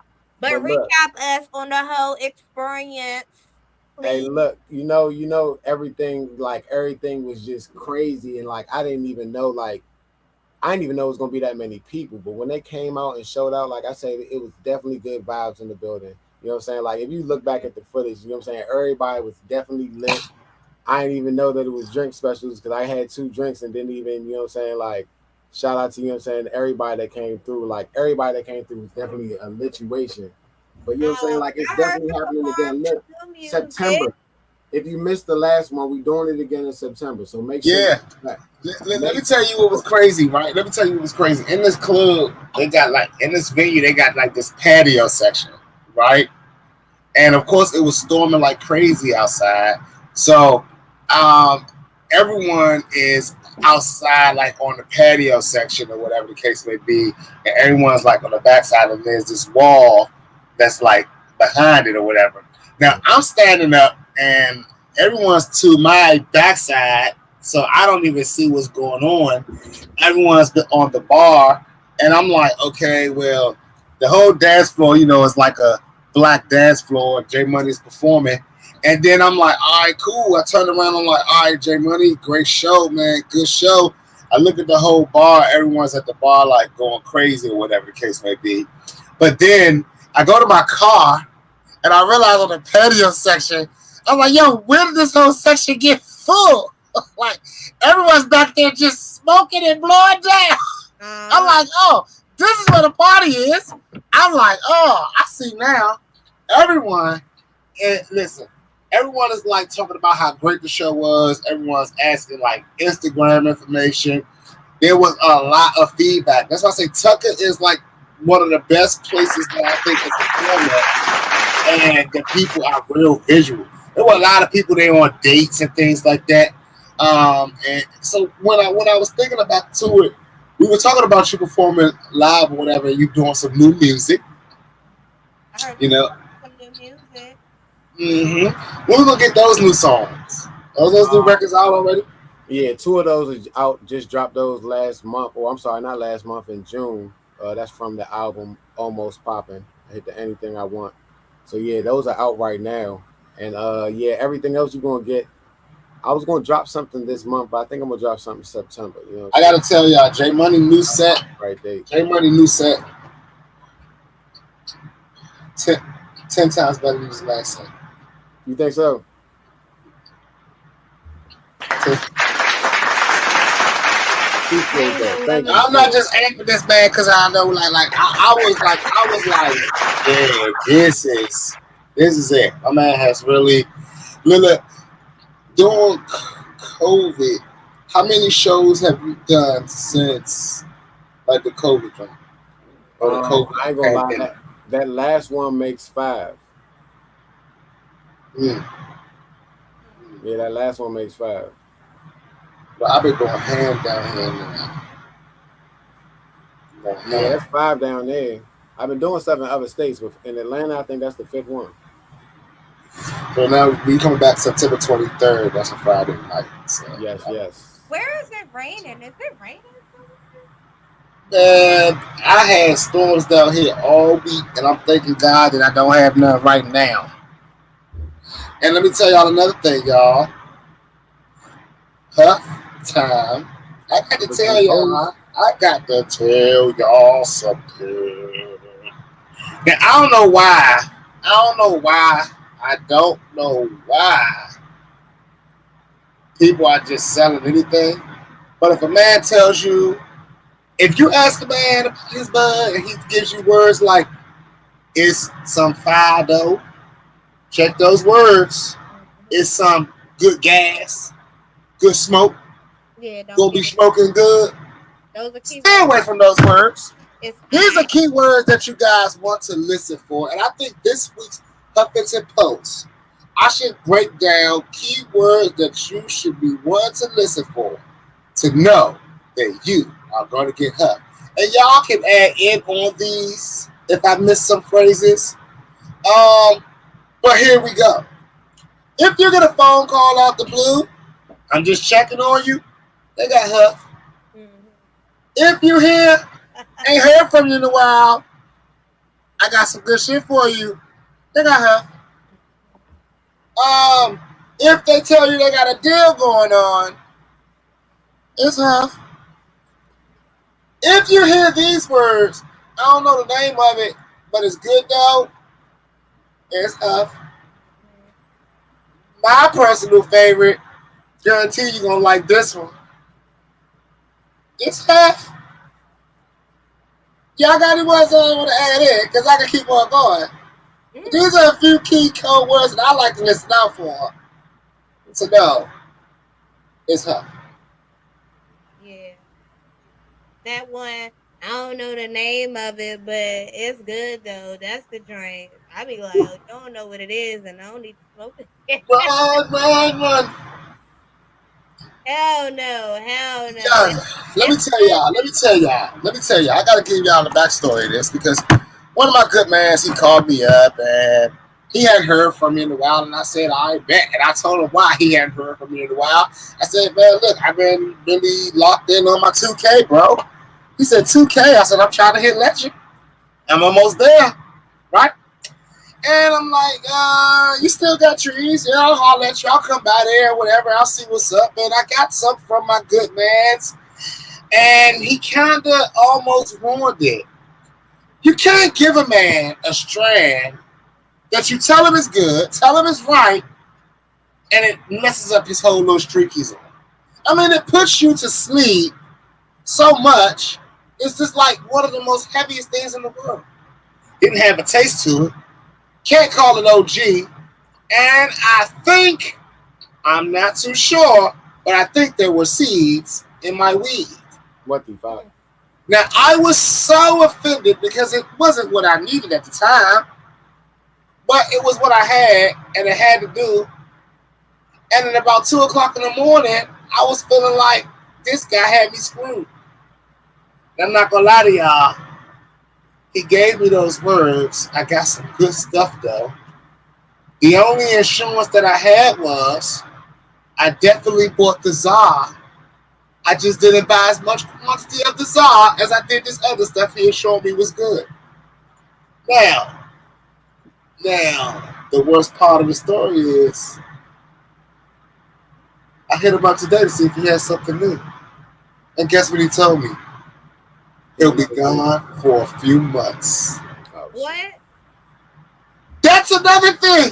If your manager's telling you he's gonna be gone out of town, he got half.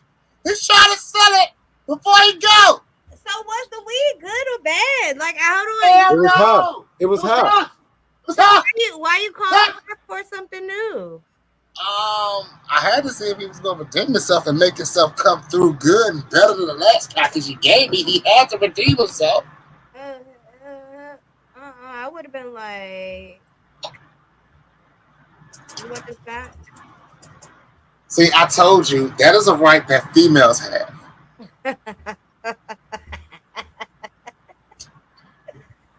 Guys cannot return. You want to resell trees. this shit right here because I don't want it. Give my money back. No, can't return it. Nah, You but just go to sleep. I had some stuff that it didn't have. It had no taste to it, but that shit was strong. Like it kind of hit like a sativa. Like you can't. It don't hit like really really hard. It's like really really light, and it ain't had no taste. I'm trying to look. I forgot it was something cake, and Space cake, wedding cake, monkey cake, lava cake, Cake. space cake. I could tell you. Look. So the weed man, I hit the weed man the other day, and he ain't answering, so I just been ignoring him. And I know he's damn, I missed that sale. Well, hey, that is what it is. What y'all got coming up this week? It was rainbow cake. Rainbow cake. No, Yeah. wasn't rainbow cake. Yeah. It ain't had no real flavor to it, Sound like some Super Mario Brothers type bullshit. but it was pretty good. That and Shabashio. Okay, Have y'all okay. had Shabashio? Yeah. I had that before. I'm sorry, y'all. Atlanta doesn't get names like that. Sorry.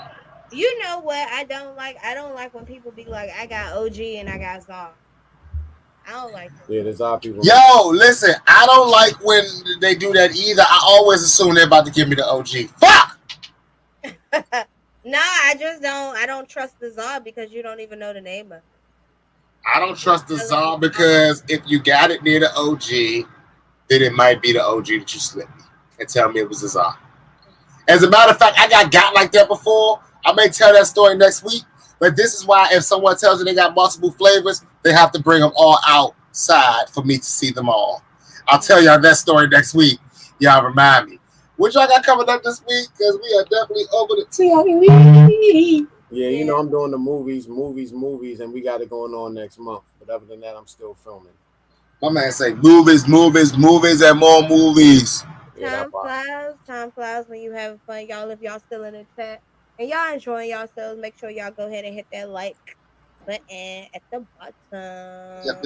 Yep. Now I will be going out of the country. I actually have trip anxiety, but I'll be Where you going? Aruba. Hey. Aruba. Listen, And so what happened to the Get Jezebel the Truth to Africa campaign? oh, I don't know, them cheap ass Africans. But anyway, so long story short, my ass was trying to be cheap, and I'm flying from New York, so I have to go to New York. I'm catching a bus. I'm being so cheap. I'm catching a bus. I'm catching a Greyhound to New York, catching a train to the airport, and yeah, flying from there. So I got a hell of a way, but I'll definitely see you guys next Monday. I will be here, live and lit. Probably be drunk. But When you gonna be back in the country? next week, Wednesday. So I'm leaving Wednesday and I come back. So your next show, so next Monday we'll be live in Aruba. Mhm. Okay, y'all, we're gonna do an Aruba special.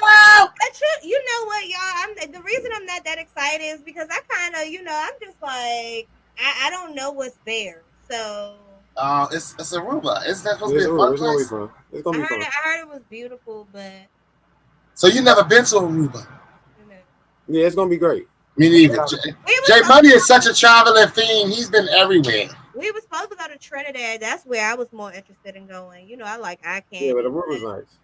I mean, is there eye candy in a room? What do their people look like? Is that eye They candy? look like Trinidad's probably. I They like probably look the What same. do their men look like? They look like Islanders. Don't worry about it, Stella. You're gonna go over there and get your groove back and come back to America and tell us all about it. But No, y'all know we're gonna see you Monday and we're gonna talk about it. We're gonna talk about it. J Money, congratulations on your show. Six, you didn't tell me about your performance, but we could get into that next I week. ain't gonna lie to you. Y'all already know how I do. I turned up. I gave some new music, some unreleased music. I'm sorry to all the people that was not there. You didn't get a chance to hear it. Yeah, And I probably won't be performing that again until the album drops. So, missed yeah, out. I won't be performing those new records until the album drops. So, yeah, that's how it goes. ouch. But y'all do know the Speakerhead is coming soon. The album is going to be coming out real soon. We've done it. I'm just now ready to turn up, man. Y'all go keep on running up the Spotify's and make sure y'all following us on all platforms. Y'all gotta leave some comments and leave some of those likes on the Boss Biz IG page. We got a story that we're gonna be talking about a lot of stuff, so I expect to see some of y'all on that story and checking it out too. Keep it locked, because Next I'll be Saturdays on Hip Hop 95. Yes, sir. next week, I want to talk about being a deadbeat. E. Niggas choosing to be a deadbeat because they don't want to pay child support. Is it right to cut a Hey, Is it right to cut a chick off when she puts you on child support and catch up with the kid once he turns 18? hey, listen. That's my Y'all, I'm gonna tell y'all one thing. Y'all gonna love my answers next week. Y'all gonna You love may mine. hate me, Jezabel, but just know it's all love. And if you got a secret interview plan with my baby mama, just let me know in advance because no, she gonna definitely be able to confirm everything that I'm about to say. I would do that to you.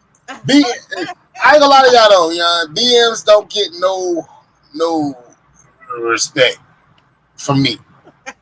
None. None. Even. And once you put the laws on the man, then you already what's the word that the youth are using today? You're an op. Once you put the law on me, you the op. If I gotta walk into a courtroom because of you, you the op. But I see y'all next week. Y'all already know. Hey, we're about to go ahead and flip the roaches down, put the ashes in the ashtray, and roll up another one. Cause I'm out. Hey. Peace. Me.